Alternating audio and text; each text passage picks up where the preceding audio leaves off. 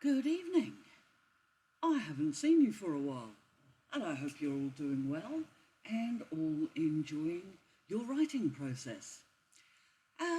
What I wanted to talk about today was how you can write while you're going through illness or troubling times in your family and things like that. So if you want to know how to keep writing when the world seems to be falling apart around you, then stick around and maybe I can help. Hello, for those of you who don't know me, my name is Lisa Oliver. I write paranormal romance stories, and I have done for the last 9 years now. And I make a living as a self-published author and have done for that 9 years. I don't have any other form of financial support. I just do it all through my books, which I adore, and I want to always pass that on to everybody else. So if you're interested in learning more about me, you can Google Lisa Oliver, or by all means, please go into Amazon and look for Lisa Oliver author. You'll find me there. Okay, but what we wanted to talk about today, now you might have noticed, those of you who do follow my channel quite avidly, you will notice I haven't put out a few videos for a few weeks.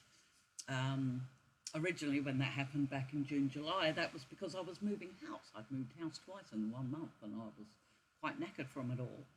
But it turns out that knackering was also a bit of an issue for a couple of other things as well. And it turns out I have had a few health issues, and including a diagnosis for diabetes, which was quite interesting because I turned 61 last month, and I didn't see that one coming at all. Anyway, you know what it's like. You just can poodle along and follow doctor's advice, and that's basically what you do, isn't it? In the meantime, I have new shiny glasses. Can you see? They are new shiny glasses. And I just keep going with my work. But it did make me think. Because before I knew what was wrong, I was tired a lot.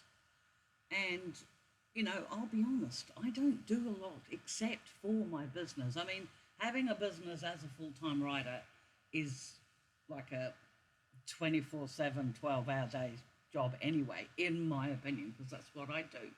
You know, by the time it's not just writing a book. If you want to make a living as an author, especially self-published, you have got to do so much administration, there's so much promotion and marketing, and then there's the things I do here, like my YouTube channel.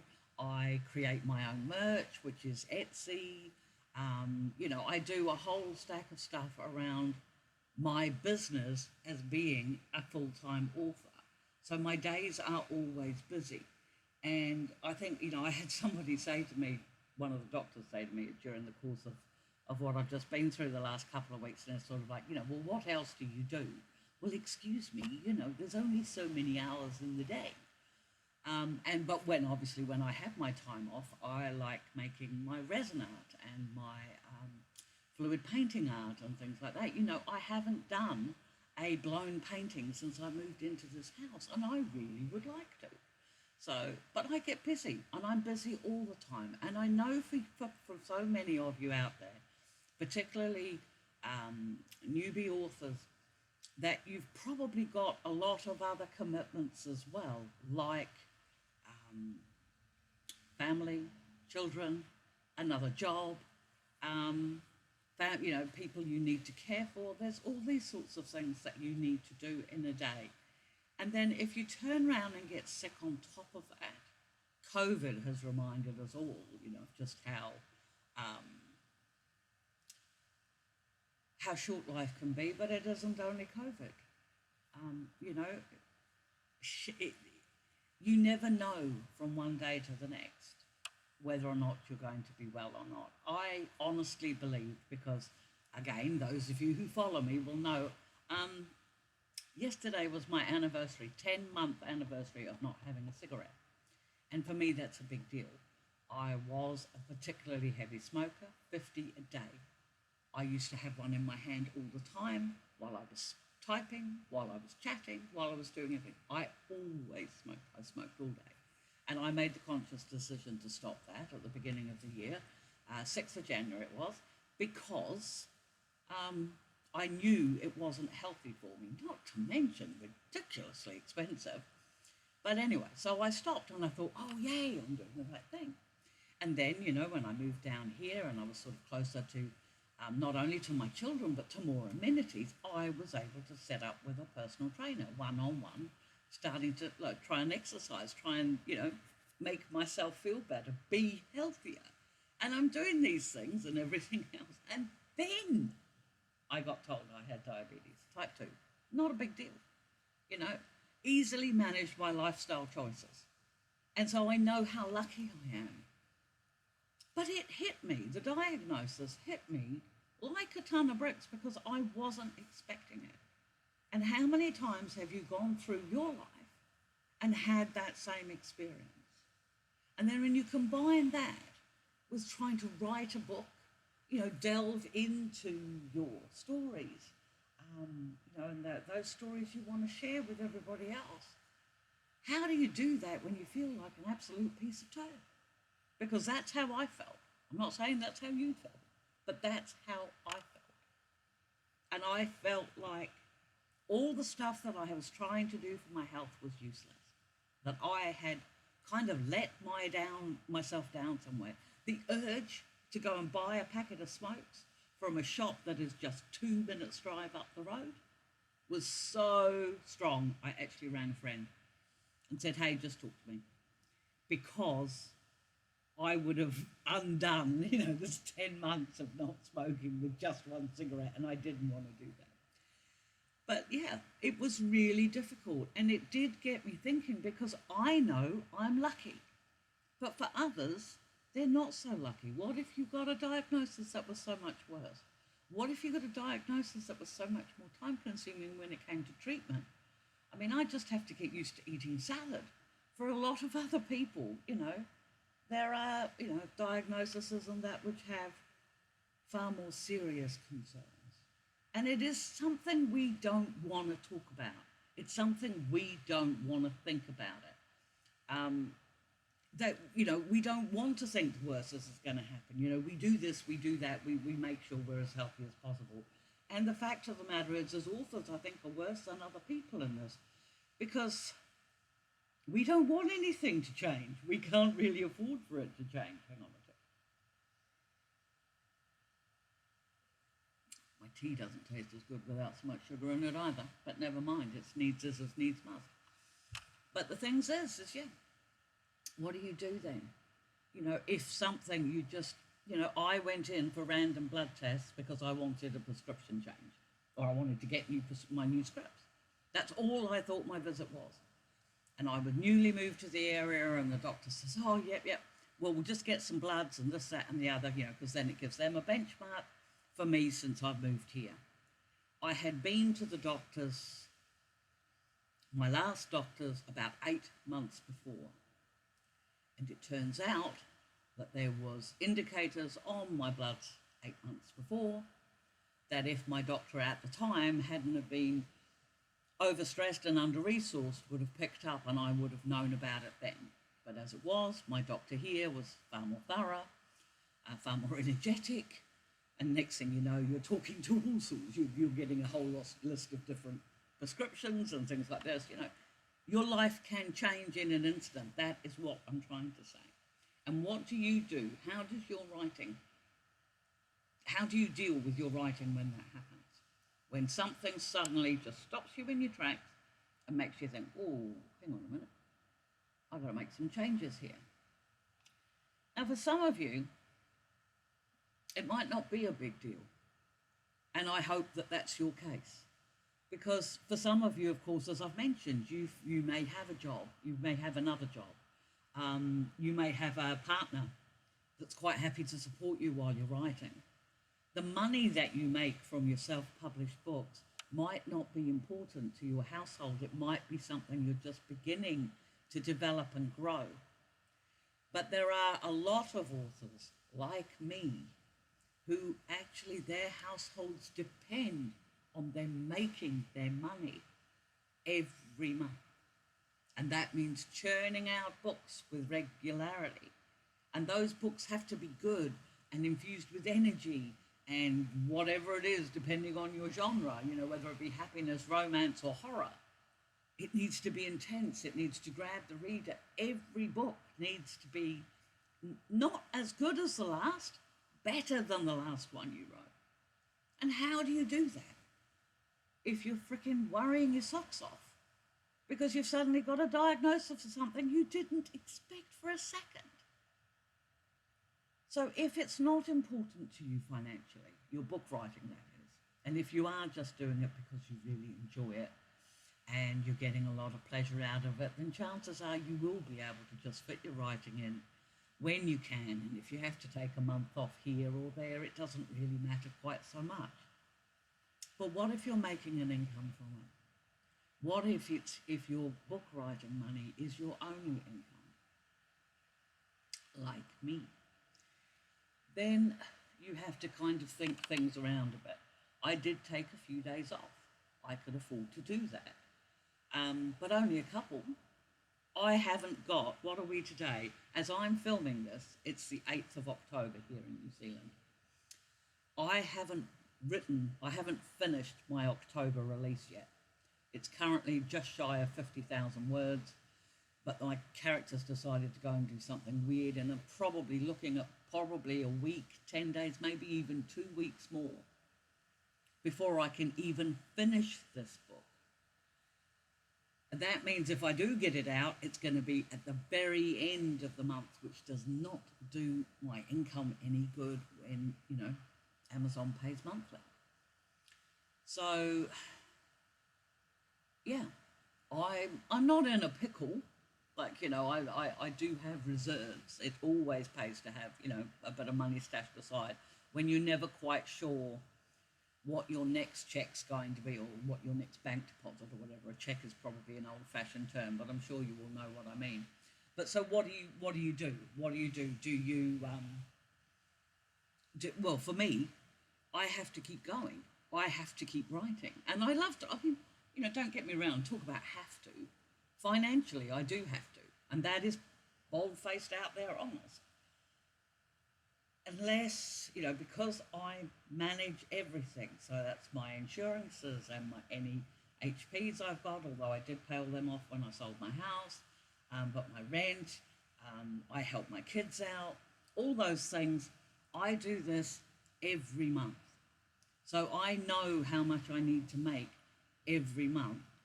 And any of you, if you have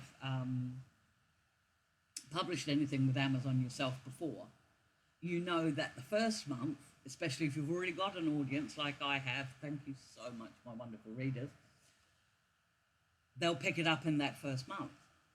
But then they'll read it in 2 hours and be writing to you and say, when's the next one? When's the next one? When's the next one? And because they're not buying until you put out another one, your sales slump. That's one of the issues with Amazon. But anyway, I am getting off track. I seriously should make myself a note to do a video on that. But so what do you do? What are some common sense things? As I say, if the income doesn't bother you, if it was just nice, if it was nice to have, it wasn't a big deal, or you haven't even put your first book out yet, then maybe you can afford to, especially if you're self-publishing. One of the blessings of that sort of career, like the one I have, is that you don't have a deadline. So if you want to take another month, another 2 months, or another year before you put your book out, that's all perfectly fine. And you're able then to generate that time and spend that time with the person that needs you, or, spend that time getting yourself well and stabilized before you sort of, go back on to thinking about your stories and your characters. But for the rest of us, or for those of them like me, there's just a couple of tips that I can think of. And there wasn't a lot, I will admit. In fact, if anybody has got any suggestions at all, please drop them in the comments below so all of us can appreciate it, especially me. But the idea is that taking time for rest is really important. I am starting to learn that, especially with the medications I'm on now, that my day sort of goes in waves and I'm sort of more energetic at certain times of the day than I am at others. So I look at when I'm more productive and do my writing then. Another thing that I do strongly suggest, and I'm only a recent convert to this, I will admit, but writing sprints are a really good idea. And if you hop over onto my other channel, Lisa Writes, I do have writing sprints there. In fact, I'll be making a couple of videos for that today. That's how I'll get my word count down today. It's because I'll be making videos for that channel for this coming week, because I've been neglecting that as well. But by sprinting, you're focused just in that moment on your story. And then the timer, your timer goes off, you type, and then it buzzes and you stop, and hopefully you've written your word count. I am trying a challenge over there. I will be publishing my second attempt at this over on the Lisa Wright channels this week, if you're interested. Believe it or not, do you know, I am struggling to write 500 words in 10 minutes. The last time I tried it for my Lisa Wright channel, I wrote 401. So I'm going to try it again today. So if any of you want to give that a try, then hop over there and have a look at that, because I do just a 10-minute thing. It's not a big chatty long video or anything at all. It's really cheap. Really short, I should say, not cheap. Sorry, my head was still on money. But yeah, so go over there and give it a try. Can you do 500 words in 10 minutes? Because I thought I could. But so far I haven't succeeded, but we'll see how we get on with this week's channel. So the writing sprints are a really good idea, because they're a shorter period of time where you are just committed to your writing. And if you do that early in your day, first thing in the morning, then you don't have to worry about it for the rest of the day. And you're still contributing something to your book, whether it be 10 minutes, half an hour, it doesn't matter. Pick a sprint time that works for you. I have a whole range of times over on my Lisa Wrights channel, or, there are other people who do live chat, live things. Just go onto YouTube in the morning and type in live writing sprint and see who comes up. And then maybe you can follow them too. So that's a second idea. And the final thing, and probably the only thing I can say, and this is for authors who already have readers like I do. I'm blessed, because I have got very loyal, very excited, very amazingly friendly, wonderful people as my readers. And they are absolutely amazing. So what I would do with them is make sure that I keep them updated. So if there's going to be a delay, let your readers know. And let them what? You don't have to go into the ins and outs. But there's nothing wrong with saying to your readers, oh, hey, look, I've had a bit of an upset this week because of X, Y, Z. And such title that you've been looking forward to, and I am definitely writing, it's going to be late by a couple of weeks. Your readers will rally around you. They'll appreciate the fact that you've updated them. You'd be amazed the number of messages I get from readers about other authors wondering if they've died, because all of a sudden they've just disappeared. Inclined to say, no, they haven't died, my dear. It's actually, they've probably been done in by the Amazon refund scheme, but never mind. For the most part, if you keep your readers updated with what you're doing, then when you finally do get your book out, then your readers and you can celebrate, because your readers will still be waiting for it. So I'm not sure how much practical use you got out of this video today, but I did need to let you guys know too what's been going on with me. So that's what's going on. I am adjusting, I am writing. I wish I could finish my book. And then the lovely JP Sale and I, we've just started writing the 5th and final book in the Tangled Tentacles series. And yeah, I think we're close to 20,000 words in a week. I tell you, that woman is just a machine. She is amazing. She's such an incredible writer. So we certainly chug along with those books. But again, when I needed time off, I just said so. And bam, not a problem at all. But yeah, we decided to start this book in this last week. And yeah, as I say, we're quietly poodling along, doing quite well. So if you've got any questions at all, please drop them in the comments below. If I've given you any value at all, Please hit like and subscribe. It doesn't cost you anything, but it lets YouTube know that I'm actually talking common sense. And I don't know if I am. But hey, look at that really pretty bunch of flowers in the video at the back. That was from my friend. And she lives like 5 hours drive away. But that was her way of saying, hey, I'm giving you a hug for what you're going through right now. So wasn't that really sweet? And that, as far as I'm concerned, is enough to enlighten anybody's day. So please hit like and subscribe. What else is there? What else is there? What else is there? Eradicate is out. There'll be a link for that in the sequel to Illuminate. It's finally out. And the link for that is in the description below. And as always, my wonderful peoples, hug the ones you love, my friends. And I'll catch you in the next video. Bye.